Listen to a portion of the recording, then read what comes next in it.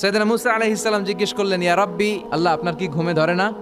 আল্লাহ বললেন, কোনো কথা বলা যাবে না, দুইটা গ্লাসের ভেতরে পানি নাও, পানি ভর্তি গ্লাস নিয়ে তুর পাহাড়ের উপরে দাঁড়াও। সাইয়েদনা মুসা আলাইহিস সালাম দাঁড়ালেন, আল্লাহরে আবার জিজ্ঞেস করলেন, আল্লাহ আমি জিজ্ঞেস করলাম কি আর আপনি করতে বললেন কি?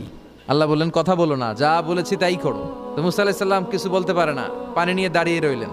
মুসা আলাইহিস সালামকে আল্লাহ বললেন, তুমি দাঁড়িয়ে থাকো আর ঘুম রে, বললেন ঘুম তুই মুসারে ধর। ঘুম যে এবার সাইয়েদনা মুসা আলাইহিস সালামকে ধরেছে, উনি ঘুমের ধাক্কায় আর থাকতে পারে না, একবার ডানে যায় আরেকবার বায়ে যায়। ঘুমের ধাক্কায় হঠাৎ করে কাত হয়ে পড়ে যায় আর গ্লাসগুলো মাটিতে পড়ে খান খান হয়ে ভেঙে যায়। আল্লাহ ডেকে বললেন, মুসা বেশি কিছু হেফাজতের তো দায়িত্ব দেই নাই, শুধু দুইটা গ্লাস হেফাজতের দায়িত্ব দিয়েছি। ঘুমের কারণে এগুলোর হেফাজত করতে পারো নাই, ভেঙে খান খান হয়ে গিয়েছে। আমি যদি তোমাদের মতো ঘুমিয়ে যেতাম তাহলে পৃথিবীর সাথে সূর্য লেগে, সূর্যের সাথে চন্দ্র লেগে গোটা মহাবিশ্বটা এভাবে গ্লাসের টুকরার মতো খান খান হয়ে যেত রে মুসা। এজন্য লা তাখুযুহু সিনাতু ওয়ালা নাওম, আমার ঘুমেও ধরে না, ঘুমের আগে যে তন্দ্রা আসে ওইটাও ধরে না।